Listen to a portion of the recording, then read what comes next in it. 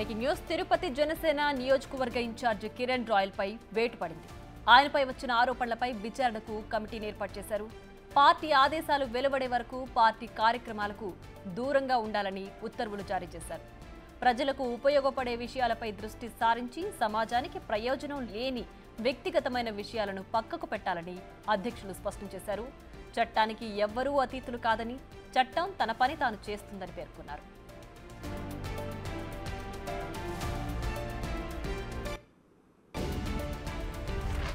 మరింత సమాచారాన్ని మా ప్రతినిధి దామోదర్ అందిస్తారు. దామోదర్, చెప్పండి, ప్రస్తుతం కిరణ్ రాయల్ పైన వేటు పడింది కదా, ఏంటి దీనికి సంబంధించి డీటెయిల్స్?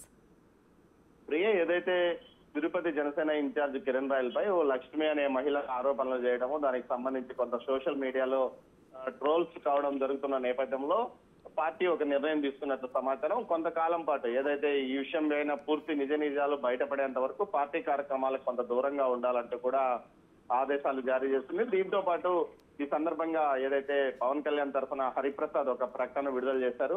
వ్యక్తిగత విషయాలను పక్కన పెట్టి పార్టీకి ప్రజలకు ఉపయోగపడే విధంగా ప్రతి ఒక్క కార్యకర్త వ్యవహరించాలంటూ కూడా కోరారు. మరోవైపు ఏదైతే చట్టం తన పని తాను చేసుకుపోతుంది, ఇక్కడ తప్పు ఎవరిదైతే వారి మీద ఖచ్చితంగా చర్యలు ఉంటాయంటూ కూడా తెలియజేశారు.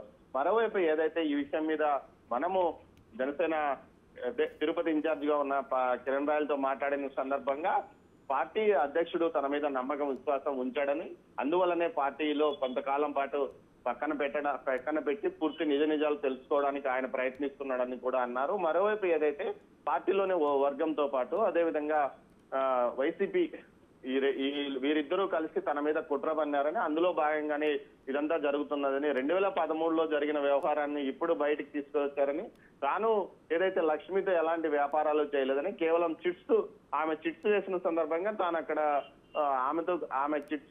ఆమెతో వేసిన చిట్స్ లో తాను భాగస్వామి అయ్యాను. అంతేకాక తన ఇంటి పక్కనే ఆమె నివాసం ఉండేది. ఆ సమయంలో సన్నిహితంగా కుటుంబ సభ్యులురాలుగా మారిపోయిందని, అలాంటి ఆమెను కావాలని వీరంతా ట్రాప్ చేసి అటు వైసీపీతో పాటు జనసేనలోనే ఓ వర్గం తనను ఇబ్బంది పెట్టడానికి ప్రయత్నిస్తుందంటూ కూడా ఆయన ఆరోపించాడు. మొత్తం మీద అయితే పార్టీ ఆవిర్భావం నుంచి సిన్సియర్ కార్యకర్తగా పనిచేశాడు. దీంతో పాటు ఎక్కడ తమ అధినేత మీద ఈగ వాళ్ళనివ్వకుండా అతను ఎక్కడైనా సరే విమర్శలు చేస్తూ ప్రత్యర్థిని విమర్శలు చేయడంలో దిట్ట. అలాంటి వ్యక్తిని అటు పార్టీలోనే ఓ వర్గంతో పాటు వైసీపీ ఈ విధంగా కుట్ర పని చేసిందని అతని అనుచరులు అంటున్నారు. మొత్తం మీద ఈ వ్యవహారం పైన పవన్ కళ్యాణ్ పూర్తి స్థాయిలో ఎప్పుడు ఎలాంటి నిర్ణయం తీసుకుంటారో వేచి చూడాలి. మొత్తం మీద దీనికి సంబంధించి కొంతకాలం పార్టీ కార్యక్రమాలకు దూరంగా ఉండాలంటూ ఆదేశాలు జారీ అయినట్లు ఒక ప్రకటన వెలువడింది. ఈ ఆరోపణలు రుజువయ్యే వరకు, లేదంటే దీనికి సంబంధించి ఏ విధమైన స్పష్టత వచ్చే వరకు కూడా ఆయన పార్టీ కార్యక్రమాలు ఏ విధమైన కార్యక్రమాల్లో పాల్గొనకూడదు అన్నట్టేనా దీనికి సంబంధించి?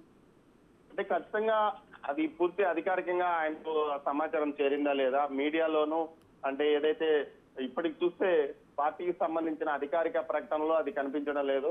కొంతమంది హరిప్రసాద్ పేరుతో ఆ ప్రకటనను విడుదల చేశారు అంటున్నారు. అయితే పవన్ కళ్యాణ్ ఆదేశాలు జారీ చేస్తుంటే ఖచ్చితంగా వ్యక్తిగతంగా అతనికి ఫోన్ చేసి నువ్వు కొంతకాలం పాటు పార్టీ కార్యక్రమాలకు దూరంగా ఉండాలంటూ చెప్పడం జరుగుతుంది. కానీ అలాంటివి ఏమి జరగకుండా ఒక ప్రకటన రూపంలో విడుదల చేయడం అంటే ఇదేదైనా మరో మతలబు ఉందా అన్న కోణంలో కూడా ఆలోచిస్తున్నారు. మొత్తం మీద అయితే ఒక ప్రకటన పార్టీ కార్యాలయం నుంచి వెలువడిందని చెప్తున్నారు.